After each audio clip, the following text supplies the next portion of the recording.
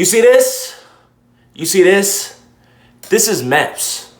This is the military. This is real. Yeah, I pull up to the spot. This shit way too fucking lit. Members only in my gang. Westside Queens is the clique. Okay, ladies and gentlemen, I just got back from MEPS, my 2022 hotel experience. As you can see from the hat that I'm wearing, I swore into the Navy. I'm gonna be a mass communication specialist, and I ship out on August 23rd, 2022. Obviously, they moved me in super quick. I've been recruiting for like a month. Like, a lot of people have a lot more difficulties than me. Like, literally, I just was like, okay, I'm gonna join the Navy now, and they wanted me. So I figured I would tell you guys my experience, maybe just give you some help on what to expect whenever you go to MEPS, or maybe you're just fascinated by joining the military, or you want to live vicariously through me. Either way, I got you, man. All right, so first things first, I got the call from my recruiter about a week or two ago telling me, hey, we're gonna get you in MEPS this week on July 27th and July 28th. I had taken my PICAT with the Air Force because I was still debating the branches and debating if I even wanted to join the military. Now it's kind of late, so I'm gonna do it, and I'm gonna do it good. You know, I'm gonna be traveling the world, like being like an awesome like Navy sailor. But I had taken the PICAT with the Air Force, and I made about a 70 on the PICAT. So whenever I went to the Navy to get the MC job that I wanted, I had to practice and train. So I got the call, and I knew when I was going to MEPS like 2 weeks out. So I studied every day. And when I got to the mall to get in the shuttle to go to MEPS, there were about 4 other people coming with me. 3 were shipping out to boot camp. And there was this one lady who was cool. I'm not gonna say her name just because I don't want to like share her information or anything. But she was 37. The Navy cutoff is 39, so she was really serious about coming to the Navy and trying to join and do security. So we all got into the shuttle. My recruiter was kind of frustrated with the shuttle lady because she was a little bit late, and we were trying to get to MEPS as soon as possible. So we're riding on the shuttle, and we're going to San Antonio, which is like 3 hours away from where I live. And while I'm on the shuttle, I'm just listening to music. I'm talking to the other applicants and the recruits who are shipping out to boot camp. And we're all just having a good old time. And then we actually arrived at MEPS, and this was my very first taste with the military as an individual who is going to be joining. I grew up with some military members in my family. My aunt and my uncle are Air Force. So I've been on base before, but I've never been on a base like Fort Sam Houston before. And I pulled up to the MEPS building, and it was like a very like official like government looking building. And they tell us to get out. The shippers, they just went straight to the hotel. So they did not come to MEPS with me and the lady who are going to take our ASVAB. So we get in there, and they make us show our ID, our social security card, and our driver's license, which were like crucial to us getting into the building. So we show them on the camera, and then they let us in. But we end up going to this area. They have to process us. They check our social, our photo ID, give us a name tag, and they say, hey, you're gonna be taking your ASVAB. I freaking was destroyed by that ASVAB, dude. Like that ASVAB took all my willpower to pass, and I'm super proud because I made a 90 coming from like a 70 on the PICAT. So that was like a huge like blessing and like a huge improvement for me, which I was super proud. But I was the last one to leave that room, dude. I was struggling. There was a point where I got to the paragraphs where you had to analyze a paragraph and see what it was saying. Like, I was like falling asleep, and I kept having to ask the lady for help. Like, I was stressing, bro. Like, I really wanted the specific job that I got. So I was not playing around. Like, I was praying, like, dear God, please help me pass this ASVAB. So yeah. And then after taking the ASVAB, they shuttled us over to the MEPS Hotel, which is a civilian hotel, and it was super nice. We go down into the Freedom Club, which was like the people who are in charge of MEPS. They had their own little room in this Hilton hotel downstairs, and it was like its own little like thing. We all check in, we write our recruiter's name, our recruiter's rank, our phone number, our recruiter's phone number, and we have to say what branch we're trying to get into. So obviously mine, I put Navy. And then they give me a room, assign me to a roommate. I walked up to my room. I was the first one in there. Like, I sat down on my stuff. I called my dad, and then I called my mom or somebody. I called somebody, and I let them know that I made it there safe. I was telling them the hotel, and the hotel room was actually like really, really nice. Like 2 beds, but it had like its own little like living room area. Like we were vibing. And then I had my roommate come in, and my roommate did not do good on the ASVAB. So my very first roommate, I had 2 roommates. So the very first roommate, he came in and he was like, bro, I'm just gonna call my recruiter and see if he can pick me up, because he made like a 13 on the ASVAB. So I felt very bad for him. I was just talking to him and telling him what was up and how I was vibing. So he said he was gonna leave. So I was like, okay, well, I'm gonna go down to the lobby and get some food. There was an Applebee's right next to the MEPS Hotel that I stayed at. So I just went to the Applebee's, and I came with this guy I met in the elevator. There was like 4 of us in the elevator. I was like, yo, you wanna go get some Applebee's right quick? I think that's where I'm gonna go. Everybody was like, nah. And then the one guy came with me, and he was cool. I added him on Instagram, but he came with me to Applebee's. And if you don't know about MEPS, you're not supposed to have any alcohol in your system, and you're not supposed to have any drugs in your system. So we went to Applebee's, and I ordered my like to-go steak, some broccoli. I ordered a little cake. It was fantastical. I ordered that, and the guy next to me, he's just chilling. We're chilling at the bar, and he's like, hey, can I get a Dos Equis? And he gets 2 Dos Equis, and I'm like, hey, bro, like, before he did that, I was like, yo, like, you know, they like breathalyze us, right? Like, I don't think you should do that. And he's like, nah, bro, like, I think you'll be good, like, if you're over 21. So we get down there to the Freedom Club, because we had a meeting at 8:25. And like the first thing, the video that they played said is, no drugs or alcohol will be tolerated. And it's like, oh, my guy is screwed. Like he's done. He's done. And like he looks at me, and like we could just tell it was over. And so I go back up to my room. I get a new roommate who was like way cooler than my previous roommate, and he was Army. So he was like a bodybuilder from Kyle, Texas. He's cool. I have him on Instagram, but he was Army. So like we were getting along. Like we were making jokes about Marines and the Coast Guard and the Air Force, and we were just making fun of all the other branches besides the Army and the Navy. We were just talking, and we were vibing. He said he would need to go to Applebee's, but he didn't have any money, so I just gave him 20. I was like, treat yourself, man. So he's down there. He's cool, Puerto Rican guy. He comes back up. I take a shower. We start talking. We stay up, and then we iron our clothes for the next day. And it was just chill. Like it was like a fun experience in the hotel. And then at the Freedom Club, they had told us that we needed to wake up at 3 o'clock because they are going to muster for 3:15. So we had to be down in the lobby by 3:30, but they said the first call is 3:15. So we and my roommate, we both get up. I jump out of bed. I'm not even tired, bro. Like it was like the weirdest thing in my life, because I've never woken up at 3 a.m. to start my day.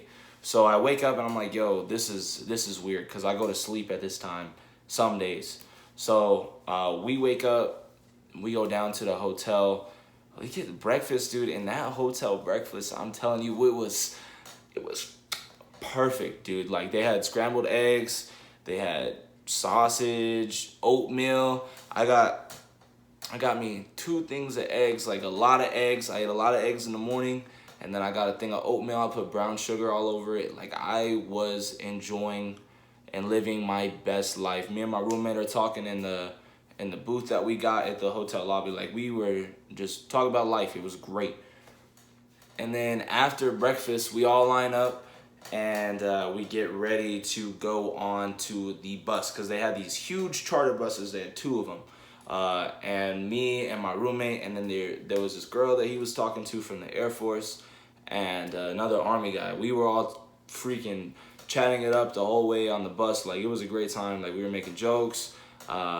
I showed him my music with Soulja Boy, that remix I did, and like we were all getting along great. And then we got to MEPS in the morning. So if you don't know, like going to MEPS at 3 a.m. in the morning is like, or 3 or 4 a.m. in the morning is like going to the DMV at like 3 or 4 in the morning. Like all they want to do is get you in and out as soon as possible. So we all lined up. They told us what would be allowed, what would not be allowed. No open razors, for example, or pocket knives, or headphones were allowed. You had to put your headphones in your bag, and they secure your bag in a secure location. They all lined us up like we were going to boot camp. It was actually kind of funny because as I was progressing through the line, they said, no talking, no talking. So I'm not talking to anybody, bro. I was just doing my thing, and there was just a bunch of applicants in the back who were just chatting it up. And so they stopped the whole line, and they're like, we're just going to be respectful of the applicants in the back. They're having a conversation. Like we're just gonna be respectful of those applicants. So you guys finish your conversation. And that guy was hilarious. And then we go up to MEPS control desk and medical, and we have to start getting ready for. We check into our branches, we get our name tags, and then we have to get ready for our physicals and line up. I will tell you what, they freaking frustrated me because they didn't have my paperwork printed out. So I was in the front of the line to get my physical started, so hopefully I could have finished my physical first and maybe just got to chill in the hotel room. So I'm up there and I'm just vibing, I'm living my best life, and they're like, oh, we don't have your paperwork. I'm like, what? You don't have my paperwork? So they make me sit down in a little area. I see everybody in the line who is behind me all go past me.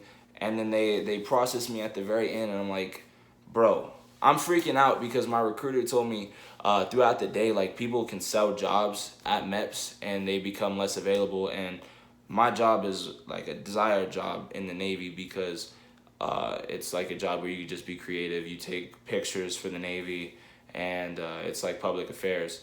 So that was a job that I really, really wanted. So I had worked for my ASVAB. I do my physical, and I tell you, I learned so much about myself. They checked my eyes first. So at Station 1, I checked my eyes. I have a horrible right eye, apparently. Like it's like I have 330 vision. So like my right eye is just like atrocious. Like I can't see anything. They try to make me read a line of the words at MEPS, or like the letters, you know, you say ZAB. Yeah, I couldn't read any of that. They had to go to the big letters for my eye, so it was just like, they're like, you need glasses. But I passed my color vision test. I passed my depth perception test. I went and I focused. Everything was good with my eye except for reading that. So they said they're gonna give me some glasses whenever they start setting up my healthcare. And then I go and I get my blood drawn, and I get my hearing tested, and I take my urine test. I actually want to do a video about the urine test because I know people are like more interested into the drug testing, so I think that might be a video in itself. But the hearing test was cool. I actually did really well on hearing. I had a couple 15s, but the closer to 0 you are, the better. So my hearing is really good, especially in the normal range of frequency. Like, so I was really proud of that. And then I went and I got my blood drawn, bro. And this man, he ruined my arm, bro. Look at that. That's from MEPS. That's not from me doing anything, bro. Like the guy, he pricked me on this arm, and I rolled the vein because that shit hurt. So like he makes you hold it there, and then they prick you and they start taking your blood. But whenever he pricked me, like my arm like flinched a little bit, so the vein rolled, and he had to do it on my other arm, and like he found the vein, and ooh, man, that hurt, dude. And it's just to test you for HIV, and then you go talk to the MEPS doctor after your urine test. So I did my blood and I did my urine test, and then I went and talked to the MEPS doctor. Everybody who was talking to the MEPS doctor, they were moving really, really quick. So like everybody was in there, like they were coming in and out like super quick. But they saw me, I was about to go next with the male doctor, and they were like, nah, I'm gonna pull you out and you can go see the female doctor. So they pulled me out. There was 2 people in line, and she took way, way, way longer than I expected her to take. Like, I was waiting probably longer than everybody who was in the same spot as me in the line still. So there was just like constant waiting at MEPS, and you don't have your phone, so you just, and you can't go to sleep. So like I was sitting there like,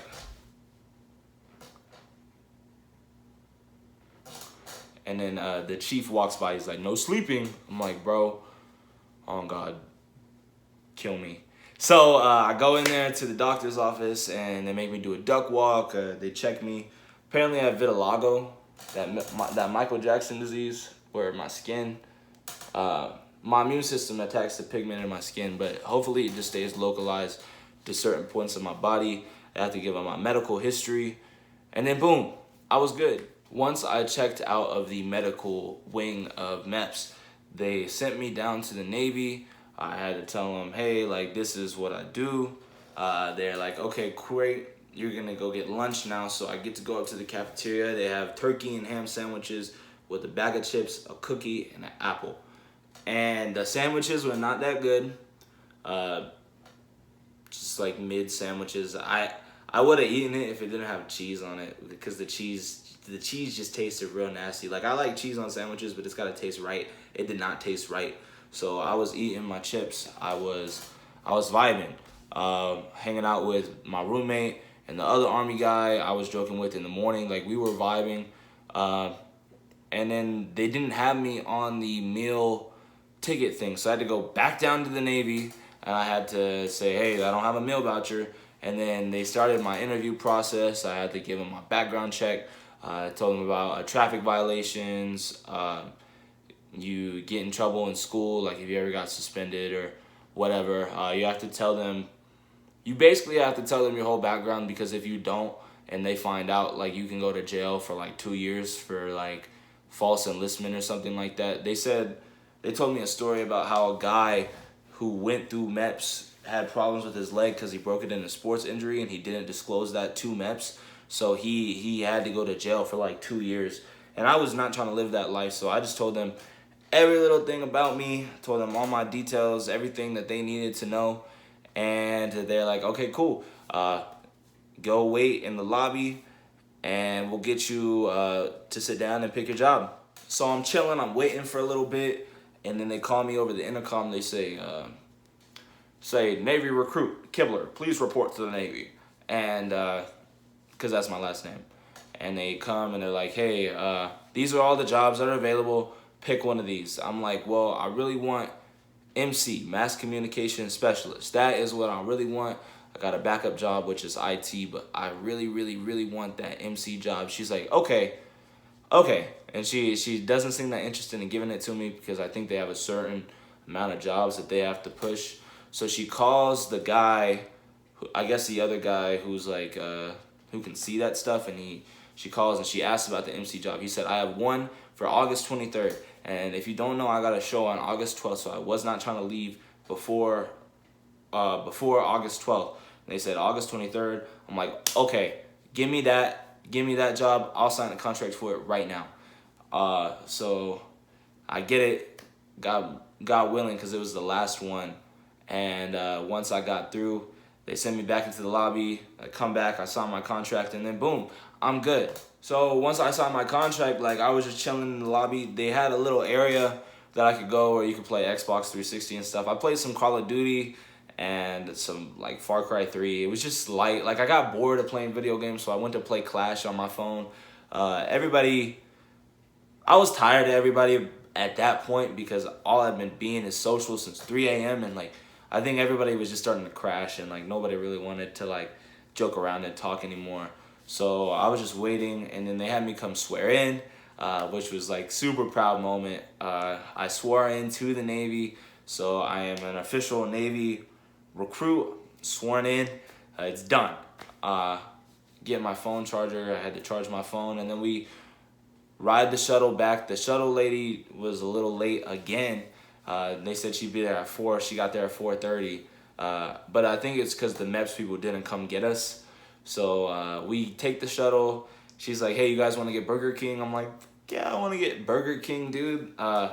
So I got some chicken fries, I got some fries, and it was just a great experience. You know, now I am officially a part of the United States Navy. I go to boot camp on August 23rd.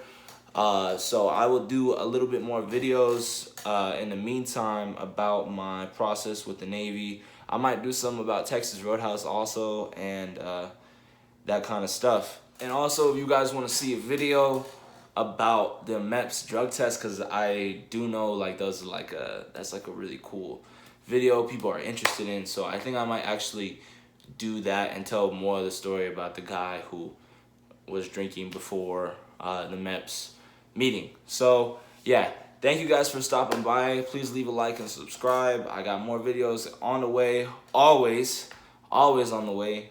I'm at least trying to do 2 or 3 videos a week until I can leave for boot camp, and then I'm gonna start doing more Navy videos, just talk about like life experiences, because for me it's like documenting like my journey and being able to see like myself and talk to myself in the future, and you know, maybe people who care about me or like my future wife or like my future kids will like look and be like, oh well, you were so young, you know, like you didn't realize that you were gonna do this.